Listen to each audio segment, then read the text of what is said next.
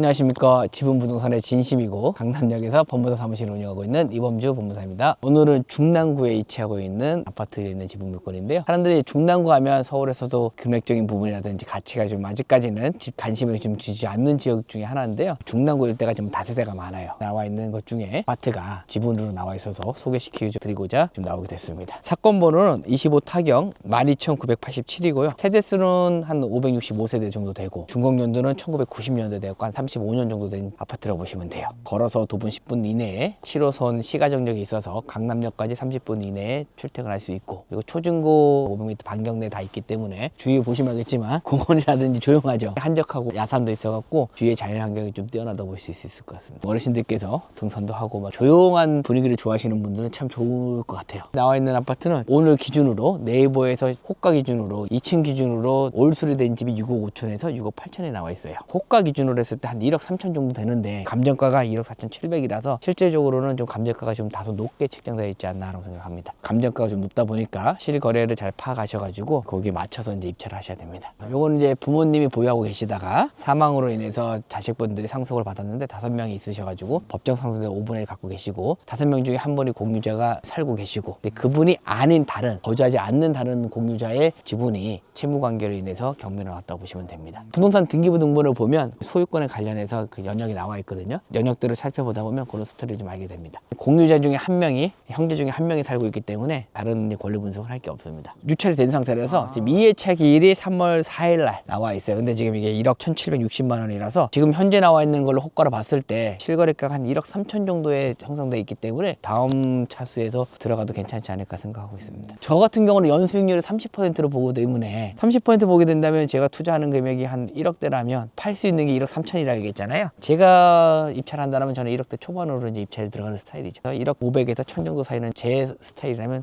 그렇게 수익률이 자꾸 들어갑니다. 1억대 초반을 투자해서 서울에, 그것도 강남을 30분대를 갈 수 있는 역세권에서 있고 초등고등가 가 있고 자연환경이 있는데 이런 거를 매수를 할 수 있을까요? 절대 못하죠. 지분이라는 매력이에요. 이런 6억대 초반대 중반대 가격인데도 불구하고 그거를 지분으로 5분의 1이 나왔기 때문에 당장은 5분의 1만 가지고 있으면 돼요. 5분의 1 가지고 1억대 초반에 사갖고 와서 나머지 5분의 4하고 잘 협상이 하게 되면 협상 능력에 따라서 내 돈이 안 들어갈 수도 있고 안 들어가고 다 매수할 수도 있고 반대로 다 같이 매도할 수도 있고 여러 가지 방법이 있기 때문에 일단은 1억대 초반으로 서울에 있는 6억대 아파트를 매수할 수 있다는 장점이 있습니다. 그것도 강남역에 30분 안에 갈 수 있는 거라면 어마어마하죠. 5명이 형제가 다 갖고 있는데 A라는 공유자 형제가 살고 있고 채무자는 B라는 물건이 지금 경매에 나온 상태예요. 그럼 받으면 그럼 누가 가장 필요할까요? 이 물건이 5분의 1 때문에 나가야 되는 상황이 올 수도 있기 때문에 그러면 자기가 매수할 수밖에 없는 거죠. 계속 살려면. 금액이 크다라면 매수가 힘들지 모르겠지만 1억대 초반이라면 충분히 매수할 수 있는 금액이기 때문에 가장 필요한 첫 번째 전략은 지금 살고 있는 공유자한테 매도 전략을 하는 겁니다. 매수해서 하루 만에 끝난 사례도 있어요. 지금 같은 비싼 사례에서 가서 이분이 알겠습니다. 하루 만에 바로 팔고 나온 경우도 있고, 또 이것도 좋은 건 또 5분의 1을 매수 안 하면 또 다른 방법이 있죠. 아까 제가 말한 것처럼 1억대에 사서 다 가져갈 수 있는 방법이 있죠. 그 5분의 3의 형제들에 따라 달라질 것 같아요. 형제가 우애가 좋다면 그냥 형 사세요라고 계속 놔둘 수 있는데 그 중에 어떤 분은 경제 상황이 안 좋다면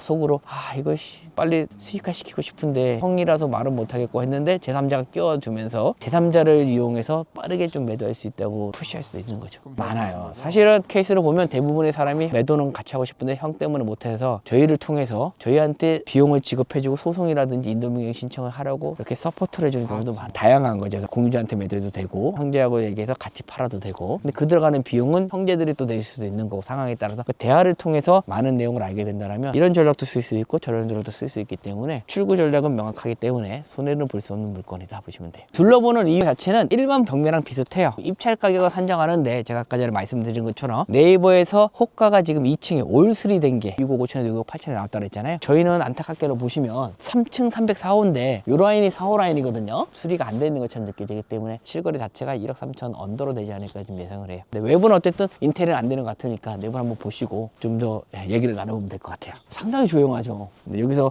걸어서 10분 안에 가면 지하철역도 있고 조용한 좋아하시는 분들은 참 좋아할 것 같아요. 이 중랑구의 매력이에요. 여기는 관리를 상당히 잘하고 있어요. 불도 그죠? 꺼놓고 켜놓고 한번 볼까요? 엘리베이터는 넓진 않아요. 양쪽에 2개 호수가 있기 때문에 그래서 35년 된 아파트. 이 용적률이 좀 높아서 250%라서 재건축 다이렉트 못하면 리모델링 쪽으로 가거나 용적률을 좀 완화시켜준다면 좀 가능하지만 지금 상황에서는 재건축은 쉽지 않은 것 같아. 보시면 여기 304호인데 도색을 한 것 같죠. 관리사무실에서 전체적으로 문이라든지 이런 거는 좀 도색을 같이 한 것 같아요. 그리고 뭐 키 부분도 이렇게 오래된 것 같진 않은데 여기에 비해서는 좀 신모델은 아니지만 좀 오래된 것 같지 않다 보시면 돼요. 그리고 여기 벽 같은 경우도 관리는 되어 있는 것 같아요. 층수가 낮으니까 한번 내려가 볼까요? 35년 된 아파트 치고는 벽이라든지 이런 내부라든지 좀 관리를 좀 많이 잘하고 있는 것 같아요. 여기 누가 이사 오나 봐요. 인테리어하고. 2층에 올수리 된 게 6.5억으로 나왔다고 얘기하는데 똑같아요, 구조가. 25평 정도 되는 거니까 거실도 크고 30평대 아파트를 서울에서 6억대 초반에 살 수 있다. 이거를 6억대 살 수 있다는 거는 쉽지 않은 거죠. 깨끗합니다. 딱 와서 첫 번째 느낀 게 딱 그겁니다. 조용하게 살아서 잠은 잘 오겠다. 다만 주위에 이제 상권이 좀 없어갖고 상권을 가려면 시가정역까지 가야 되는 것 같아요. 오다 보니까 이 D가 학교였던 것 같아요. 이 D가 여기가 바로 여기가 학교였던 것 같아요. 공원도 있고 산밑자락이라서 뭐라도 상당히 바람이 많이 부네요. 산책하긴 좋겠네요. 조용하고 시원하고 상권은 조금 약한데 그래서 거주하기는 좀 편한 것 같습니다.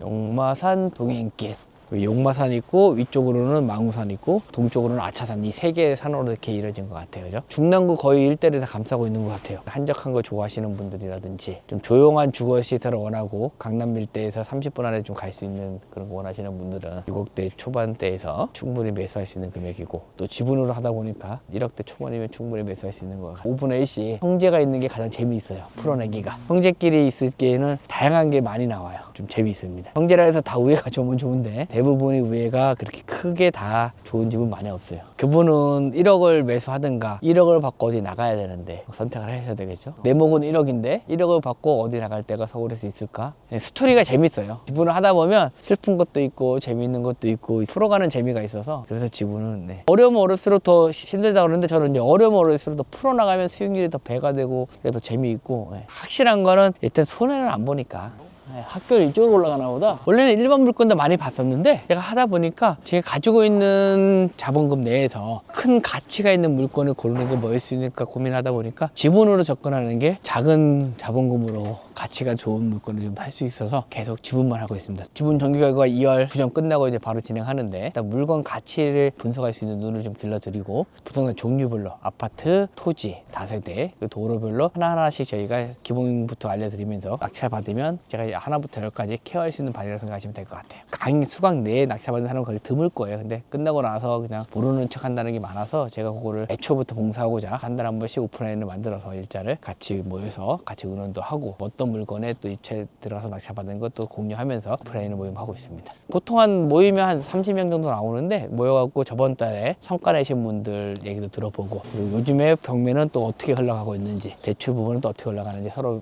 정보 공유하면서 또 저번 달에는 이제 정부 정책이라든지 이런 게 나왔을 때 설명해주는 좀 시간을 가졌습니다. 잘 안 되시는 분들이 있으세요. 그럼 그때 뭐 저한테 SOS 치면 제가 흔쾌히 불러서 또 같이 좀 얘기를 또 나누고 있어요. 법무사 사무실로까지 불러서 하시는 걸로 알고 있는데 맞아요. 외면할 수는 없잖아요. 그죠? 어쨌든 그러고 있습니다. 계속. 고생하셨습니다.